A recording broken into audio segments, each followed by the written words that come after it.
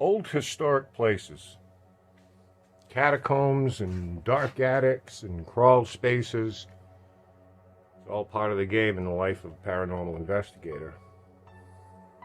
But what is it about these places that make them more haunted than, say, watch your head here, than, say, a house that was built in the 1980s? Is it true that trauma and tragedy somehow imprints itself on the very fabric of these places? I don't know.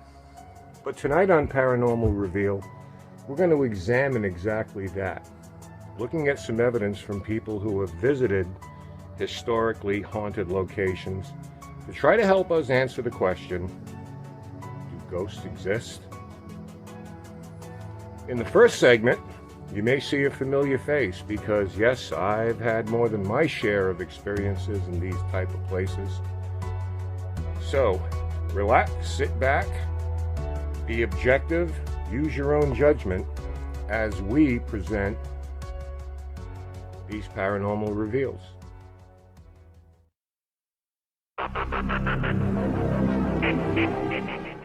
Hi again, my name is Ken DaCosta. I am the founder and director of Rise Up Paranormal here in Rhode Island, and my paranormal reveals take place at the Payne House Museum in Coventry, Rhode Island.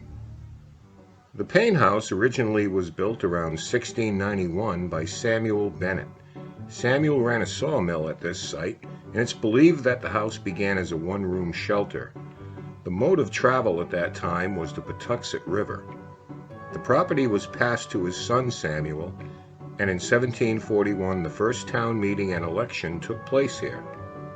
In 1742 the property was sold to Francis Brayton, who added to the house and was granted a license to sell spiritualist liquors, and the house became a house of entertainment, an inn or a tavern.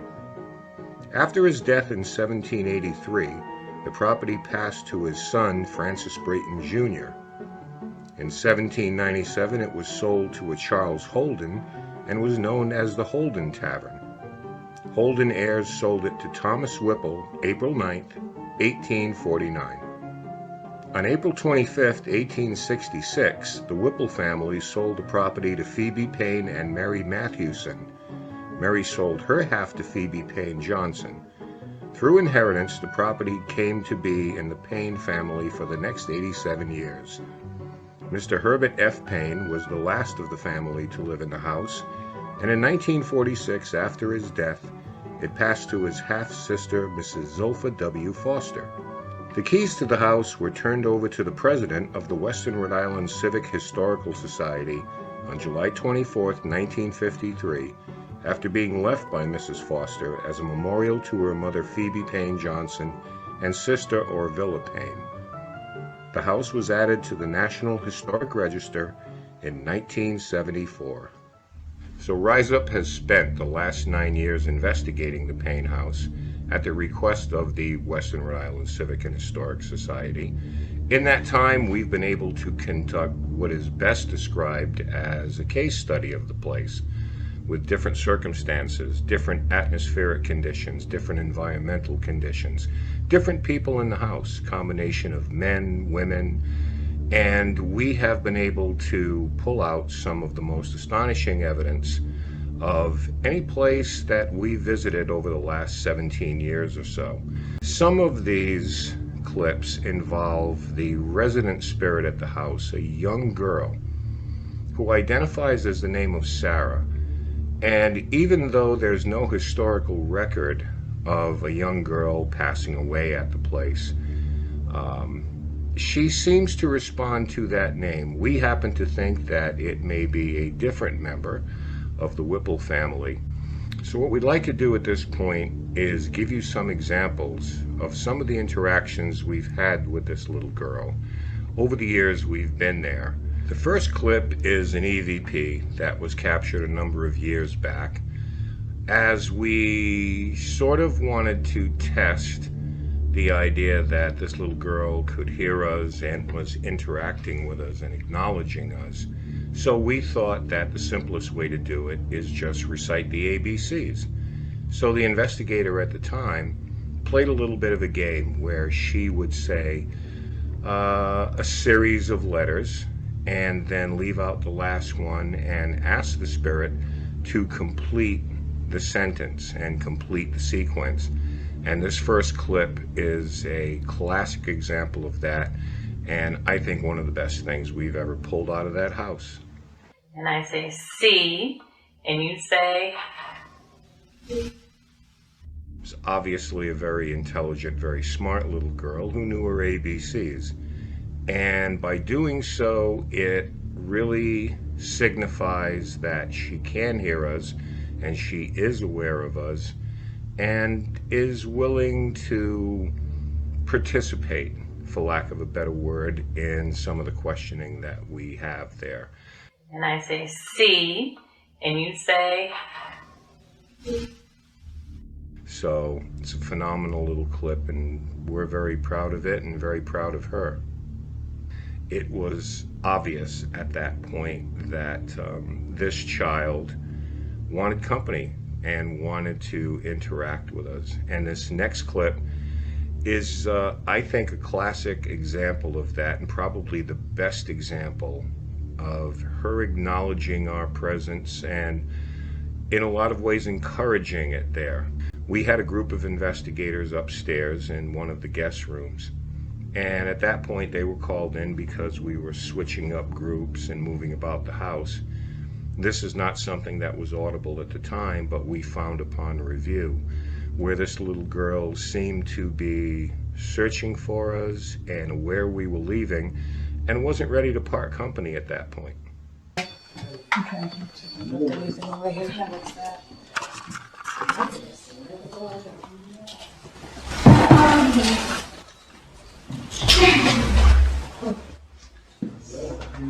It was obvious that this little girl enjoyed our company, and probably the first or only time that anyone has ever tried to reach out to her.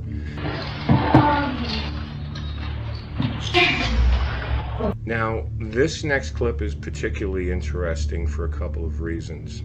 This was a night where we had a public event held there, and it was one of those nights that not much was happening. We had a full house, and of course people have their expectations of things they want to see and experience. But at this particular point, again, Julia's on camera, and she is heading down into the basement in between sessions, and at that point there are a couple of investigators sitting at the table. Over the course of our time there, we've put some toys, maybe some dolls, a set of jacks, just different things to try to entice or to entertain a child spirit who might be there. In this particular case, because nothing was going on, a little bit of frustration set in. So as Julie approached the two investigators at the base, she was remarking, how quiet it was. In her words, it was dead. So what you're going to hear as she approaches them and puts her camera down is a little girl's voice who says something that's pretty remarkable.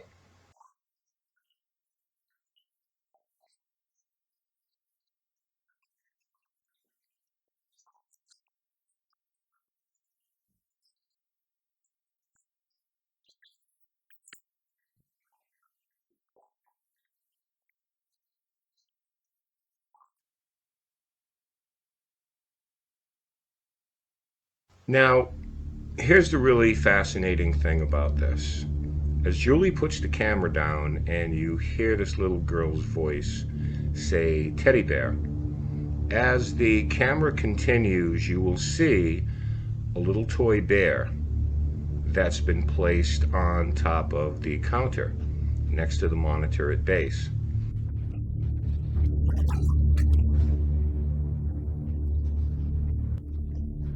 So obviously, I think this little girl is responding to that particular toy being there, but what's really interesting about this is if we're looking at a child from the 1700s or 1800s, they really don't have a frame of reference about what a teddy bear was. Teddy bears really didn't come into our language and our lexicon until the 1920s. They were named after President Teddy Roosevelt. So The question is, how could a child from that era know about such things?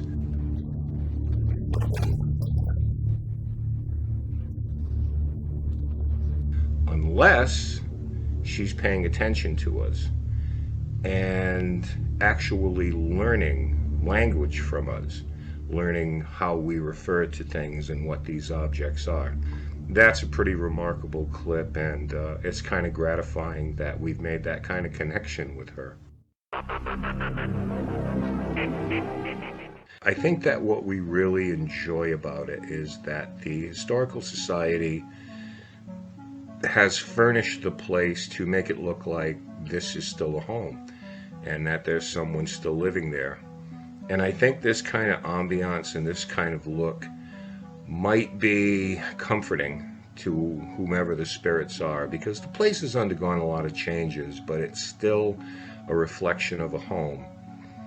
And I don't know if anyone is trapped there. We've always wondered about this little girl, of course, but not the only spirit by any means that we are certain exists there. Whether or not they're aware of each other, we can't really say.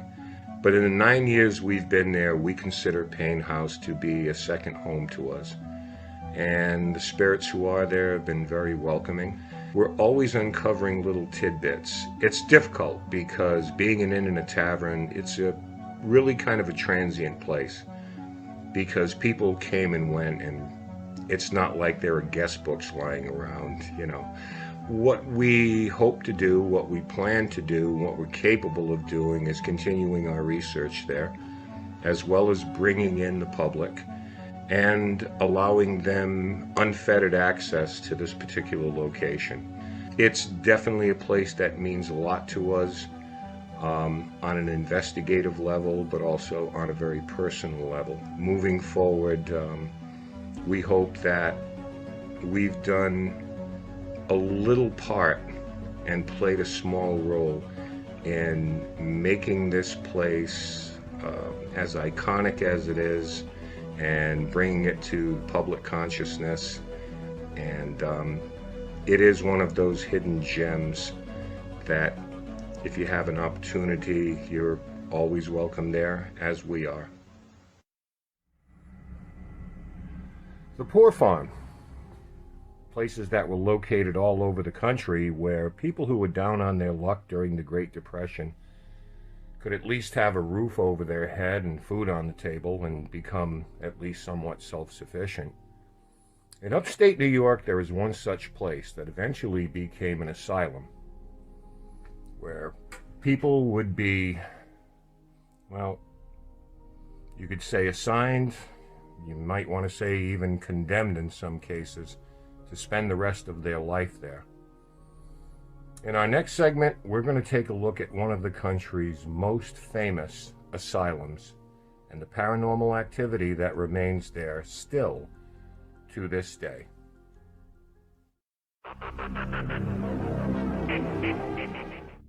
Hi, I'm Sharon Coyle, and I own Rolling Hills Asylum.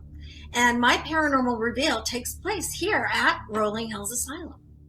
So Rolling Hills Asylum actually opened up January 1st, 1827 as the Gettysburg County Poorhouse. And it housed widows and orphans and mentally and physically disabled people, soldiers, anyone that needed a leg up or a helping hand. It was almost like a first welfare system. And we had over 140 acres of land. It grew to be almost 400 acres of land. And they did everything here. They farmed, they made their own furniture, caskets, bread, everything. It was a self-sufficient, all-in-one facility. And that went on for over 100 years.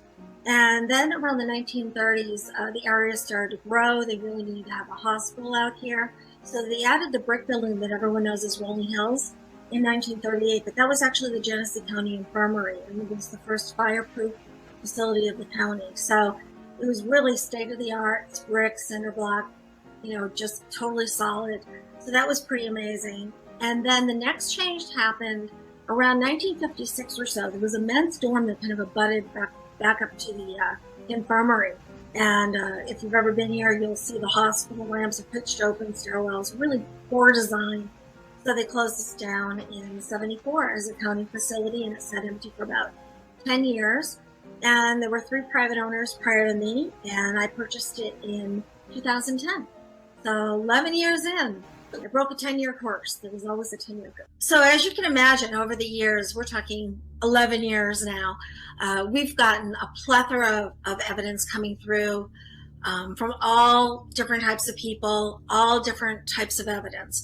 We get a lot of photographs, people using professional IR, UV cameras, to regular cell phones, to film cameras. So what we're going to see today is a sampling of some of the photographs that have happened that I think are pretty remarkable. So this is a really exciting photograph. This just happened October 31st, 2020, last October. The lady in the picture, her name is Yvette Nichols. She was my assistant, and she went in to open up the building. It was around 12:30 in the afternoon. Nobody was in the building. I was down my house because I live on property, and she went up to unlock the building. So she went up the volunteer stairs. She's on the first floor east wing, and she's a selfie queen. So she was taking a selfie, like she always does on every night that she works. So she stood there, she took this photo, and she texted it to me, like, hey, I have another photo, happy Halloween. And I zoomed in on it, and I couldn't believe what was in behind her. You can kind of see a remnant in this photo. I'm sure you're going to see a blow-up one in a moment, and it is phenomenal what you're going to see back there. Nobody, broad daylight, 12:30 in the afternoon. That is a man. If you've been to Rolling Hills, he's down by Roy's room, the military room, heading towards the first floor tuberculosis solarium. And to me, it looks like he has some sort of a knife or something in his hand, or maybe he's holding a lantern of some sort. I'm not quite sure. It's pretty phenomenal. If it's a man with a knife, it could very well be Cecil Speakman, our first private owner. He was terrified living in the building, and I've been told by many people that knew him that he would often run around with either a shotgun or a shotgun and a machete in his hand because he was afraid of being in there. People would break in, and he was alone. He was in his 70s. So I think it could possibly be him.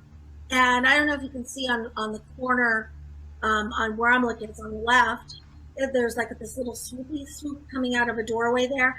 And I think it's one of the German Shepherds that one of the owners had. I'm obviously reading into that one, but I think it's a German Shepherd. So this photo just happened about a week or two ago. And there was a public ghost hunt, and these people were upstairs in Emma's room, Nurse Emma's room. And that's at the top of the top floor of the infirmary, the Rolling Hills building. And we get a lot of images from this window. Now, keep in mind, it's 4 stories off the ground, so there's no street lights out there. I'm in the middle of nowhere. It's not a car. It's not someone standing outside the window. We're 4 stories off the ground, so that's about 50 feet, I'm guessing, 60 feet. And they were just using, I think it was a cell phone actually as well, and they got this image on the top right. Now, we do get a lot of different images in that window in different panes. This particular one, if you zoom in on it, to me, he looks like a Sam Elliott kind of old Western kind of guy with a mustache. The shirt thing is not really a shirt. That there is a piece of wood in the window, but it looks like a man wearing a brown shirt, which is kind of funny. But to me, it's like an old Western-y kind of guy. I really don't know who it is. I don't even know who to guess who it is. But he's definitely looking in Nurse Emma's window for some reason. And this is an oldie but a goodie. It must have been around, I'm going to say 2010, 11, 12 when I first got to the building. And I took this with an old Sony H8 or something IR camera that I have. And we're in Shadow Hallway, which is 2nd floor east wing, where everyone knows all the shadows come out. And I was way down by Jack's solarium, shooting down towards the ramp. And this image came out, this giant shadow person came out, and it was pretty phenomenal. I didn't see him with my eyes at the time, but certainly showed up in the pictures, and there was nothing down there that could have been. There was nobody else down there. Pretty big, too. If you can see, there's a doorway behind him, and wherever he is standing pretty tall. Maybe it's Roy, I don't know, but pretty tall.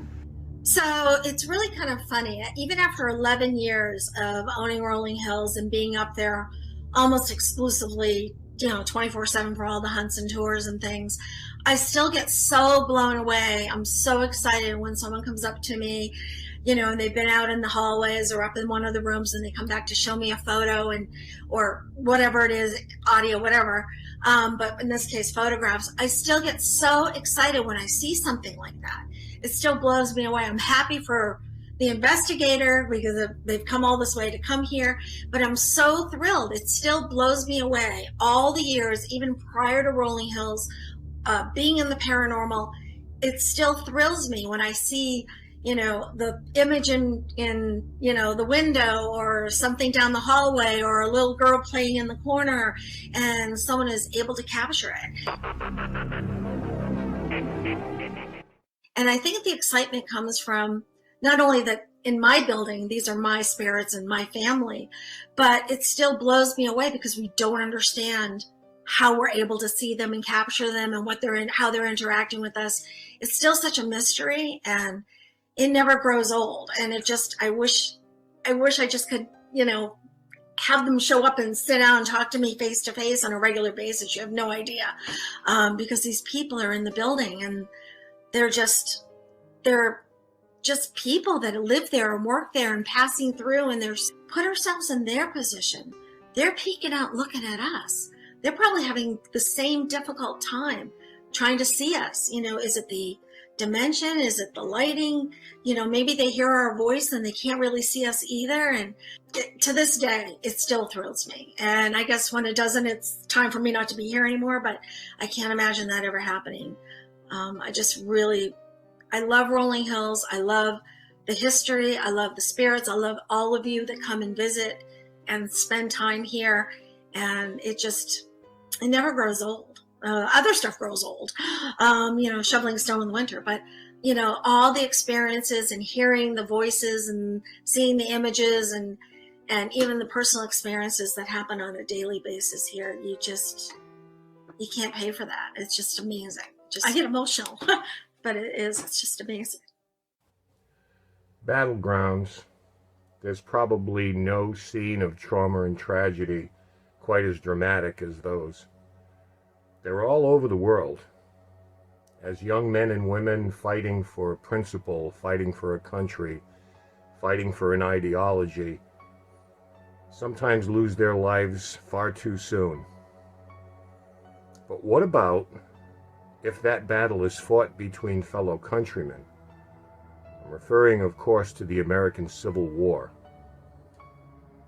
And above all locations where these battles and skirmishes were fought, there was one town that stands out above all the rest.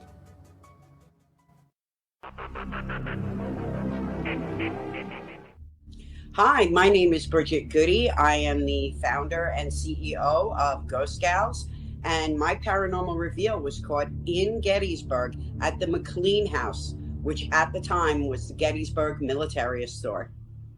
Moses McLean House, he was a prominent Gettysburg attorney who was a member of the United States House of Representatives from 1845 to 1847.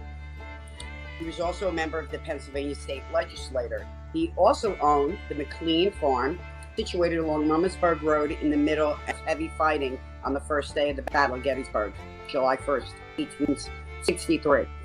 His farm was occupied by a tenant during the battle.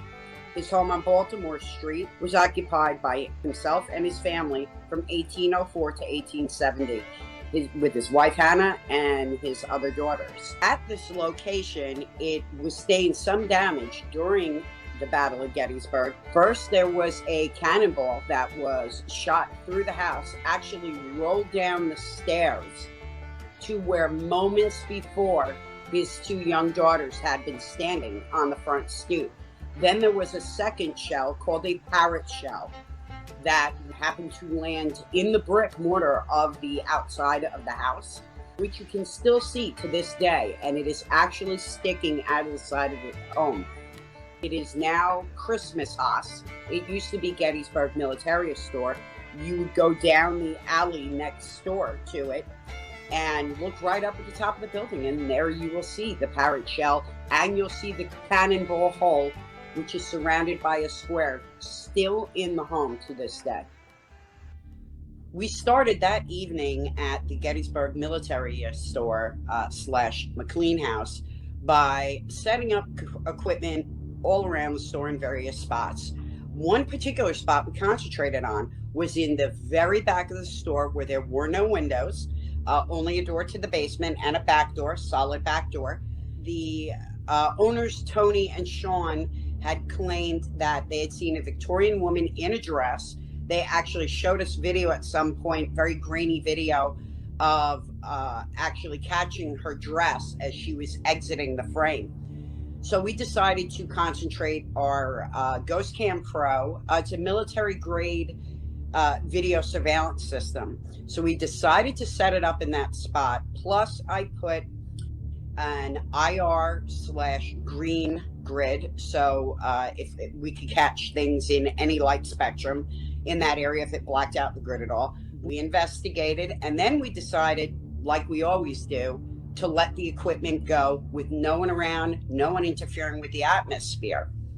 So we exited the store with the owners, Jenny, myself, and Tony and Sean, and they actually set the alarm and locked the store up. There was no one in the building. The building was empty. What you will actually see is the video screen, the computer screen blocked out from a shadow figure moving from left to right.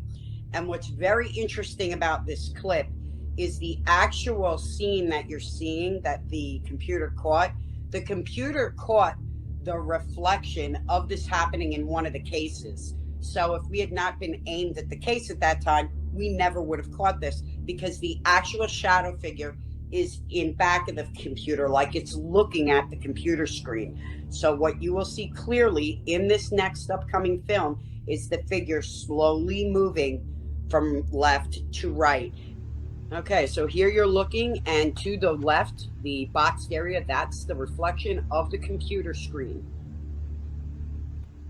Next, you will see the camera detects movement. That is why the white light turns green, and then you see the shadow figure in front of it, and then it moves off to the left and disappears in front of the pole. Here you will see it again. There's the figure, and it moves into the white pole and disappears. The third shot of it again. You see it walk past the computer screen. There it is, right in front. There's the pole to the right. You see the figure going more to the right, and then completely disappears. Again, the computer screen fully lighting back up again. Some of it is in green because remember, this is a motion detection system, so it highlights in green. So sometimes those white colors turn green when it detects movement. That's the camera signaling to you, this is a spot you need to be looking at. As usual, after that evening, because it was a weeknight, I went home and did review, and needless to say, I was quite shocked. You wait to get things like this, like the Holy Grail. You pray that you get these things. It is very rare. In all my years, I can count the number of times we've actually caught an apparition forming, or any type of apparition on film. I have to say it was a pretty exciting moment when you see you actually caught something, and that your hypotheses that from your investigation and all the experiences you had were absolutely proven by just one piece of video. Now, this next EVP that you're going to hear is about 10 seconds after I started recording our walkthrough. And in this clip, we are just about to walk. We had already walked through through the front of the store. We're about to walk and go down in the basement where there was a lot of reported activity as well. And, well, this spirit let us know, what her thoughts were. Okay, EVP session in the military store, downtown Gettysburg, with Jenny, Tony, and Sean, and myself. it was a pretty cool EVP to get. I've got to say, I would say it would be a low class A or a B. It's a whisper, but it's loud enough.